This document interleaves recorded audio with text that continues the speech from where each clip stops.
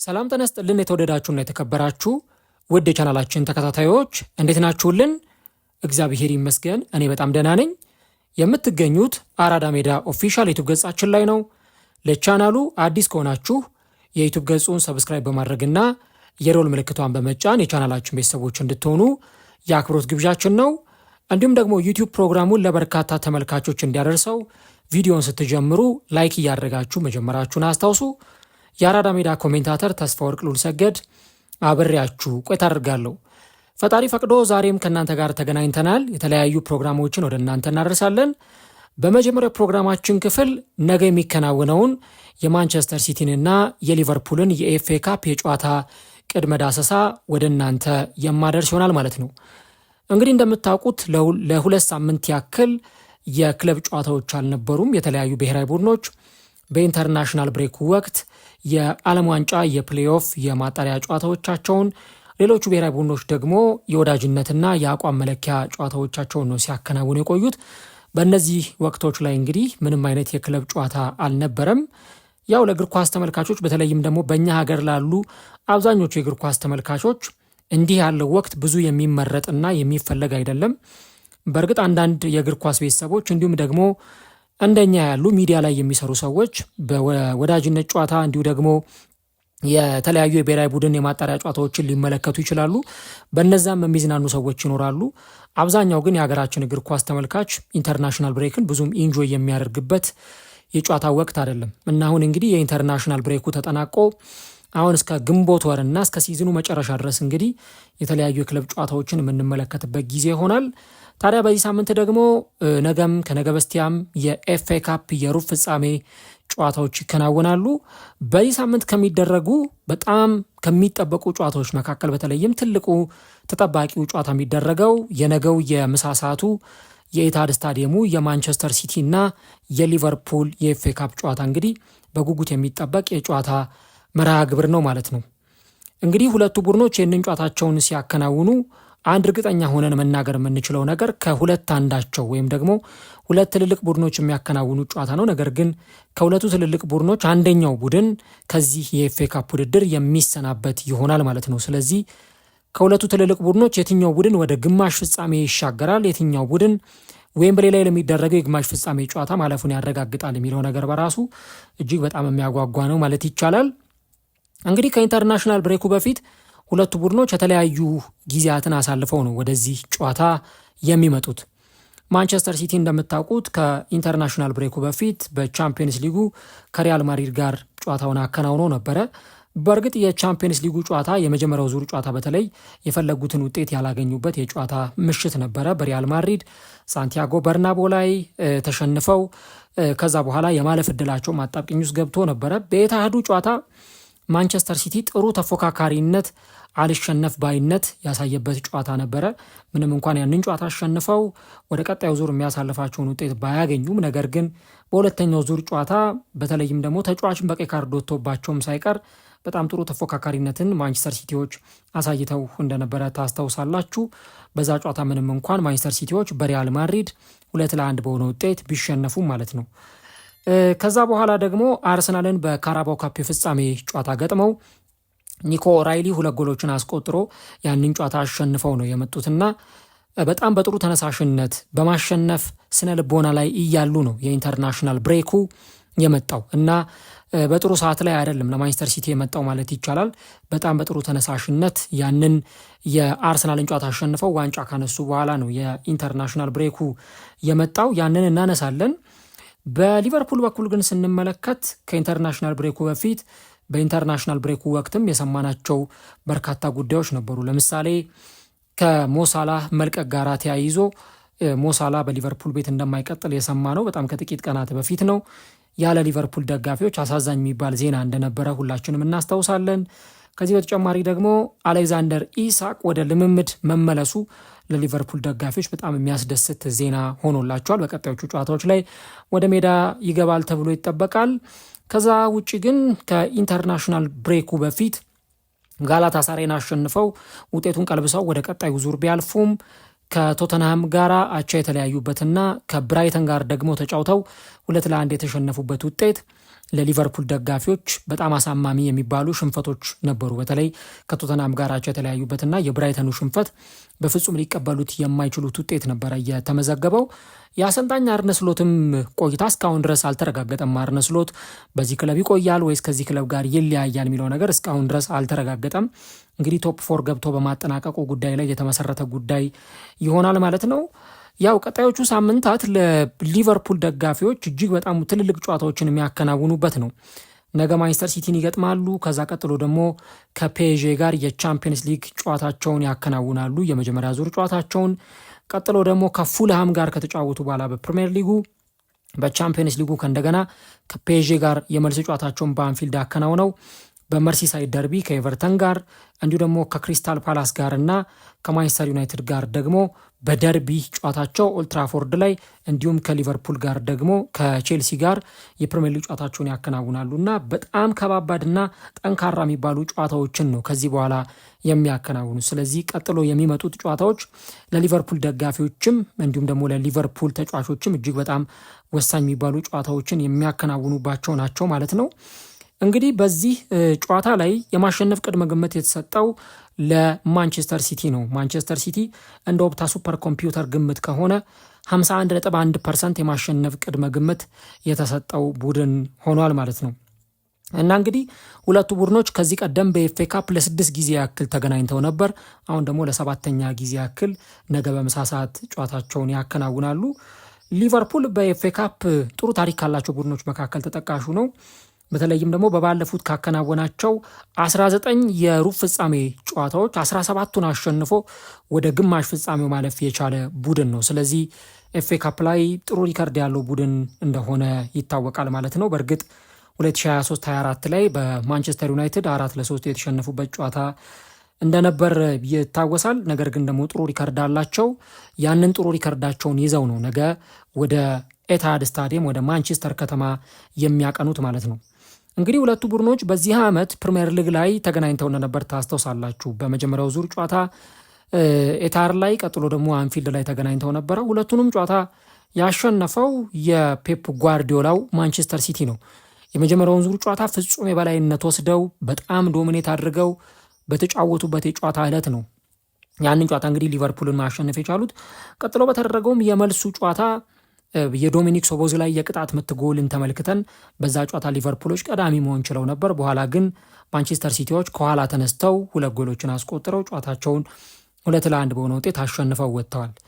በዛ ጨዋታ ላይ እንደምታስታውሱት ማንቸስተር ሲቲ በጣም ጥሩ ቁጥር ያስመዘገበበት ነበር። 2.75 ኤክስፔክትድ ጎል አስመዝግበው ነበር። 17 ሙከራዎችን የሞከረበት 7 ኢላማቸውን የጠበቁ ሙከራዎችን ያደረገበትና 54% ኳስ የተቆጣጠረበት የጨዋታ ዕለት እንደነበር ይታወሳል ማለት ነው። ስለዚህ አሁን ካለው የጨዋታ መርሃ ግብር ጋር ደግሞ በዚህም ጨዋታ ላይ ለማንቸስተር ሲቲ የማሸነፍ ቅድመ ግምት የተሰጠው በዚህ ምክንያት ነው ማለት ነው። እንግዲህ አሁን በተለይም ደግሞ ሁለቱ ቡድኖች በምን አይነት ስነ ልቦና ይህንን ጨዋታ ሊያከናውኑት ይችላሉ፣ ፔፕ ጓርዲዮላ እና እንዲሁ ደግሞ አሰልጣኝ አርነ ስሎት ምን አይነት ታክቲካዊ አተገባበሮችን ሜዳ ላይ ሊተገብሩ ይችላሉ የሚለው ነገር በጣም የሚጠበቅ ነው። ያው በሊቨርፑል በኩል የመከላከሉ ጉዳይ አሁንም በተወሰነ ሁኔታ አሳሳቢ ነው ማለት ይቻላል። በተለይም እንደምታውቁት የባለፉት ቅርብ ጨዋታዎች ከቶተናም ጋር የተደረገው ከጋላታሳራይ ጋር የተደረገው የብራይተኑም ጨዋታ ላይ እንደተመለከታችሁት ማለት ነው ቡድኑ በቀላሉ ጎል የሚቆጠርበት አይነት ቡድን ነው። በቫንዳይክ እና በኮናቴ በኩል አለመግባባቶች በዚህ ዓመት የሊቨርፑል ዋነኛው ክፍተት ሆኖ እየተመለከትን እንገኛለን። እንደውም ባለፈው የብራይተኑ ጨዋታ ላይ በጣም ግልጽ የሆነ የመከላከል ክፍተቶችን በሊቨርፑል ተጫዋቾች በኩል ስንመለከት ነበርና ያንን እንዴት አድርገው አሰልጣኙ አርነ ስሎት በዚህ ጨዋታ ላይ ሊያስተካክሉት ይችላሉ? ያው የሚጠበቅ ነው። ኢብራሂማ ኮናቴና ቫንዳይክ ናቸው ሊጀምሩ የሚችሉት። ግን ከማንቸስተር ሲቲ የፊት መስመር ተጫዋቾች እንደነ ኤርሊንግ ሃላንድ ካሉ እንዲሁ ደግሞ ከዚህም በተጨማሪ ሜዳ ላይ ተጽዕኖ ፈጣሪነታቸው በጣም የጎላ ሊሆን ከሚችለው ከነ ዶኩ ከነ ራያን ቸርኪ ጋራ እንዴት አይነት ፐርፎርማንስ ሊያሳዩ ይችላሉ የሚለው ነገር በራሱ ለሊቨርፑል የተከላካይ መስመር እጅግ በጣም ራስ ምታት የሚሆን ጉዳይ ይመስለኛል። ስለዚህ የነገው ጨዋታ በተለይም ደግሞ የሊቨርፑል የመከላከል መስመር በደንብ በአርነ ስሎት የተጠና አጨዋወት እንዲኖራቸው የሚያስፈልግበት ጨዋታ ይሆናል ማለት ነው። ሌላው ከዚህ ጨዋታ ጋር ሊቨርፑልን በተመለከተ የምናነሳው ማጥቃቱና የፈጠራ አጫወታቸው ላይም በጣም በቡድኑ በኩል አንዳንድ ጨዋታ ላይ ጥሩ የሆነና ልክ ባለፈው እንዳደረጉት አይነት በጋላታሳራይ ላይ 4 ጎል እንዳስቆጠሩት ማለት ነው እንደዛ በርካታ ጎሎችን ሲያስቆጥሩ እንመለከታለን። የሆኑ ጨዋታዎች ላይ ደግሞ ጎል ለማስቆጠር አይደለም የግብ ዕድሎችንም ለመፍጠር ሲቸገሩ እናስተውላለን። በብራይተን 2-1 የተሸነፉበት ጨዋታ ላይ በቂ የጎል ዕድል ተፈጥሯል ማለት በጣም ይቸግር ነበረ። በዛ ጨዋታ ላይ የተሻለ ፐርፎርማንስ ከቡድኑ በኩል አልተመለከትንም። ጎሏም የተቆጠረችው በብራይተን ኤንድ ሆቭ አልቢየን ተጫዋች ስህተት ነው። ጎሏንም ደግሞ ያስቆጠረው የተከላካይ መስመር ተጫዋቹ ሚሎስ ኬርኬዥ ነው። በተለይ ደግሞ እነ ኮዲ ጋክፖ፣ ሞሳላ አይነት ተጫዋቾች በፈጠራው ረገድ ደግሞ በቡድኑ በኩል ምን አይነት የፈጠራ አቅሙን ይጨምሩለታል የሚለው ነገር በራሱ በቅርብ ጨዋታዎች ላይ ጥያቄ ምልክት ውስጥ የገባ ጉዳይ ነውና በተለይም ደግሞ ነገ በኤታድ በሚደረገው ጨዋታ አንዱ ለሊቨርፑል ፈታኝ ይሆናል ተብሎ የሚጠበቀው እና ደግሞ ለማንቸስተር ሲቲም የማሸነፍ ቅድመ ግምት የተሰጠበት ትልቁ ምክንያት የሊቨርፑል ተጫዋቾች የክሬቲቪቲ ጉዳይ በኦፕን ፕሌይ የግብ ዕድሎችን የመፍጠሩ ነገር ጥያቄ ምልክት ውስጥ ከመግባቱ ጋር ተያይዞ ነው እና ቅድም እንዳልኩት የሆኑ ዕድሎች ሊፈጠሩ ይችላሉ።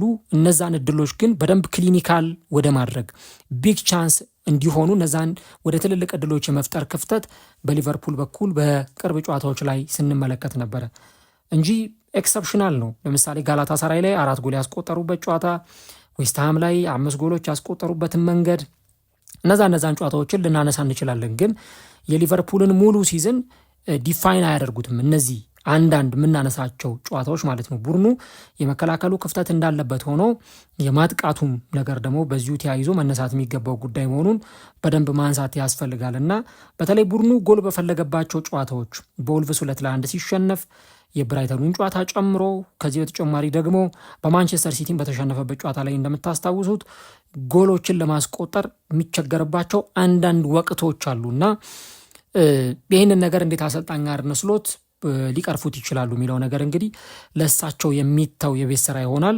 በእርግጥ ከዚህ በኋላ በሚመጡት ጊዜያት ቅድም እንዳልኩት አሌክዛንደር ኢሳቅ ከጉዳቱ አገግሞ ወደ ሜዳ የሚመለስበት ጨዋታዎች በጣም ቅርብ ነው። ከዚህ በተጨማሪ ደግሞ ሁጎ ኤኪቲኬ በዚህ ቡድን ውስጥ የተሻለ የጎል ማስቆጠር አማራጭን መስጠት ይችላል። ይህንን ነገር በደንብ እንመለከታለን።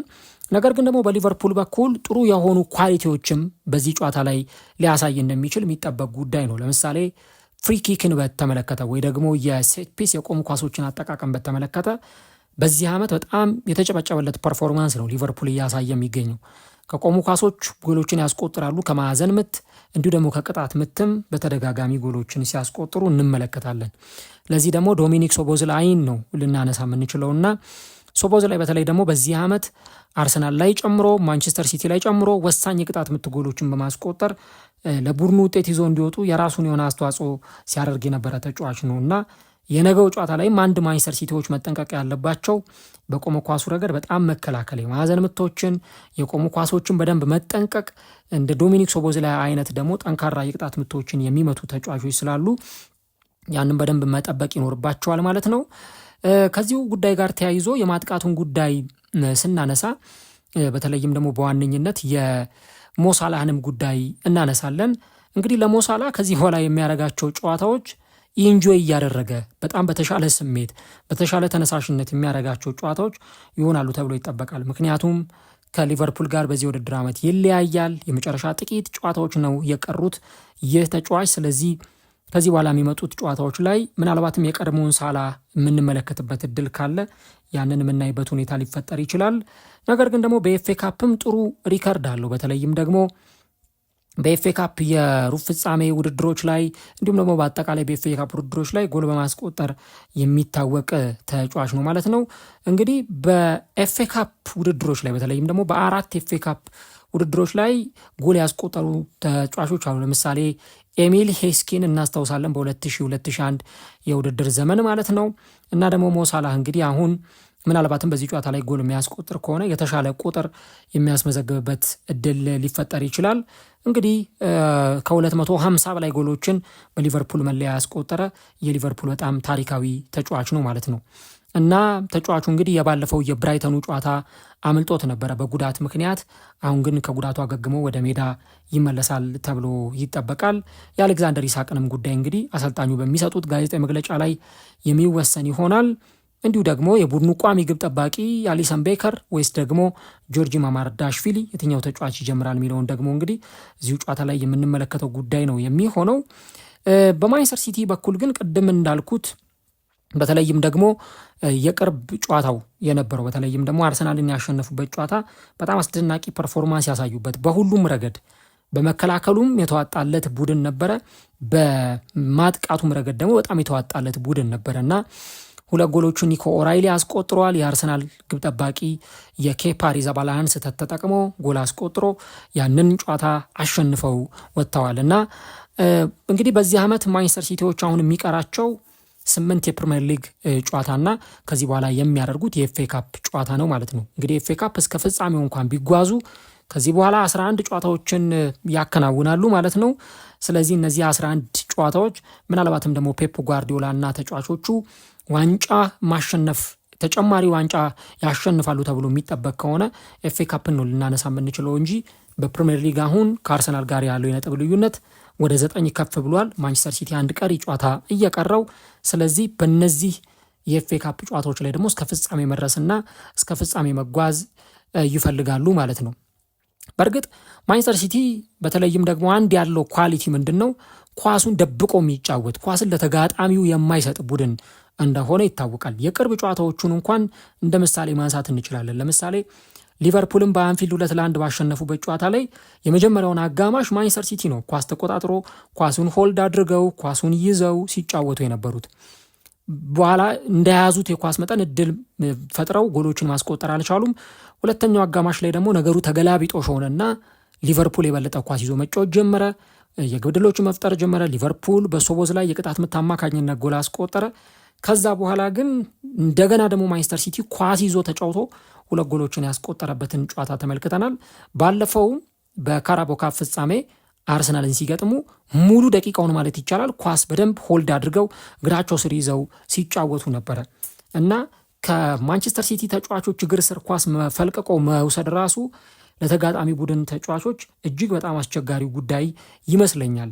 የማንቸስተር ሲቲ ተጫዋቾች በተለይም ደግሞ ፔፕ በእንዲህ አይነት ነገር በፍጹም የሚታማ አሰልጣኝ አይደለም። ኳሱን ረጅም ደቂቃ እግሩ ስር ከያዘ ያንን ኳስ በደንብ ሆልድ አድርጎ ተቆጣጥሮ የሚጫወት አሰልጣኝ ነው። ኳሱ ደግሞ ያዘ ማለት ተጋጣሚ የጎል ዕድል አይፈጥርም። የጎል ዕድል ካልፈጠረ ጎል ለማስቆጠር በጣም አስቸጋሪ ሊሆን ይችላል። አርሰናልን ባሸነፉበት የካራቦ ካፕ የፍጻሜ ጨዋታ ላይ ማንቸስተር ሲቲዎች 62% ኳስ ተቆጣጥረዋል። እንዲሁ ደግሞ 546 ኳሶችን ተቀባብለዋል። 476ቱ ወይም 87%ቱ የተሳኩ የኳስ ቅብብሎች ያደረጉባቸው መንገዶች ነበሩ።